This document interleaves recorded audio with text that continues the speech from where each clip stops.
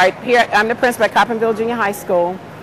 We have been following Brandon all year. Brendan, when he couldn't come to our school and be with us, and we found out it was going to be his 13th birthday, we decided as a school that we needed to celebrate him.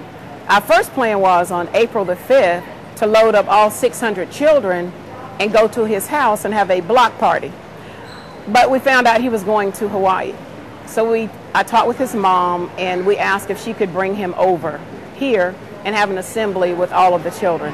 And when we found out about the Hawaii, we called it Brendan's Birthday Bash and Colorful Caps for Brendan, because we wanted it to be upbeat and lively and bring life, to him. So all of the students were excited about it, all the teachers were excited, central office. So we just had him a birthday bash. That's what we wanted to do, celebrate his life. And what was so important about making sure to wear the hats? Well, we wanted him to feel comfortable with us because he has to wear a cap because of the treatment with the chemotherapy. So we wanted him to feel right at home and not feel different at all. We wanted him to be a part of our community. So we all decided to wear colorful caps for him to celebrate him.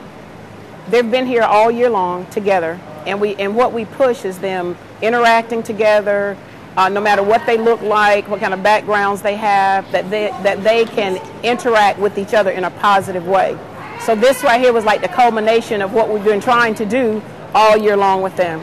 And it also says that all is not lost in public school, that we can come together, we can sing Christian songs, our children can pray for Brendan. They have freedom in public school. And it's better to walk the walk than to talk the talk. And they just walked the walk today, and we're proud of them. How does it make you feel to have someone like Brendan coming to your school? It's a blessing. It blesses me because I've watched his strength throughout his struggle. And we went over to his house to visit him, and he was never down, never sad. As a matter of fact, when we went to see him, he had on a SpongeBob cap. And when Tessie and I were talking to him, he pulled it over his face just to make us laugh. And it shows me that he's more about other people than about himself. So he was a good example for me. It's funny you should say that. This is my 34th year and my final year in public school.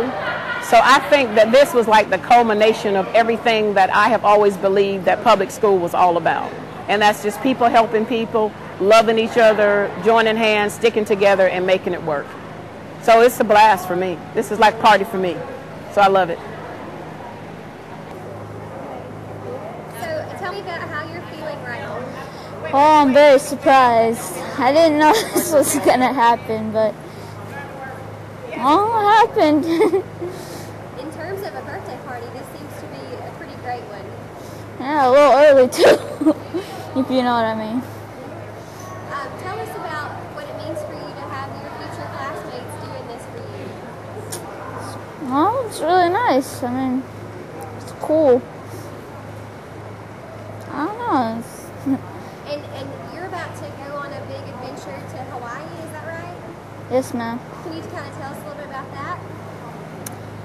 Well, we're going to go to Hawaii, maybe go to an observatory or wherever. Like maybe go deep sea fishing or whatever. Just, have fun, relax. What did you think about this whole party? Surprising and amazing. I felt very honored to be here today, ma'am. Well, it's hard to put into words the gratitude certainly that we feel. I'd like to go even further than just today. Really, since Brendan was diagnosed, it's been incredible, and that's just a word that merits so many more. Truly, I feel there aren't enough words to express the gratitude, the amazement, just everything that this community has shown us in so many different ways. I'd just like to take this opportunity to say thank you, reach so many of the people that we have not had the opportunity to thank. It's in the thousands. Thousands of cards have come in this amount of time. You can just imagine. we find it daunting, really finding a way to thank everyone. We want to do it, but again, words aren't enough, and I fear our actions would never be enough to thank the community and so many other people beyond our community that have been so kind in so many ways. Time, effort, thoughts, prayers. It's just incredible. It's an amazing experience for us. I won't deny that it hasn't been hard. It's been the most difficult thing we've done. Certainly, it's difficult to watch your child suffer and go through pain and the uncertainty of something like cancer. But besides that, just watching the community rally around us, it's amazing. I could expand more on that word, but I think that's probably the best. It's amazing. It's an amazing journey.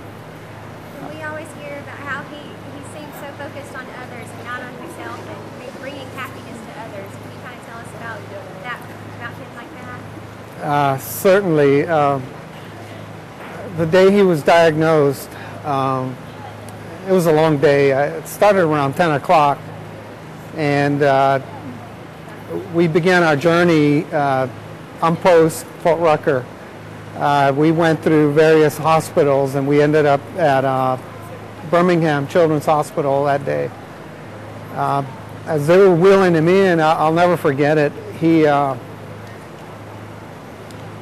We were just moments inside the hospital, and he stopped the doctors and he stopped the medics, and he said, "Stop. I want to pray for that boy." The first one he saw, and he did that throughout. And that's been the hallmark of Brendan's hospital stays. He does that often. As his principal from Holly Hill said, she watched him do it when they came to visit those first few weeks. But yeah, that is Brendan. I don't know how else to sum him up. Again, words fail me sometimes. Maybe that's how he acts in front of folks. And I'm not saying he doesn't act that way at home.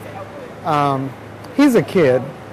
He's a 12-year-old. He's 13-year-old. You know, he's no different than any other, I think. Other than certain traits that he has, one of the ones I just spoke about, we're very proud of him, of course, but we don't see him much different than other people see their kids, I guess. To us, he's a normal kid with a few maybe nicer traits, you know, that you wish you would see more, but we don't see him any differently, I guess, than people would see their own. Real quick, what is he diagnosed with? Pardon? What is he diagnosed with? He's diagnosed with liver cancer. He had a very, very large tumor in his liver. And the doctors were able to reduce that over the first 4 or 5 months, and they were able to resect it. They removed it. Unfortunately, when Brendan was diagnosed, he was diagnosed with it. They gave him 3 days. To give you an idea how far he's come, they gave him 3 days the day we walked into the hospital. And those 3 days became 2 weeks, and those 2 weeks became months. They were able to resect the liver, which they thought they wouldn't be able to do, because as they told us, he was one of the most advanced cancer patients they'd ever received. And now, when he was diagnosed, he also was diagnosed with tumors in his lungs, and that's what we're fighting now. liver cancer, lung cancer being the secondary of the two. And how old was he? He was 12. He had just turned 12, so it's been almost a year. Spell your name real quick for us. Pardon? Spell your name real quick for us. Armand, A-R-M-A-N-D, Franco, F-R-A-N-C-O. And your wife's name? Bonnie, B-O-N-N-I-E.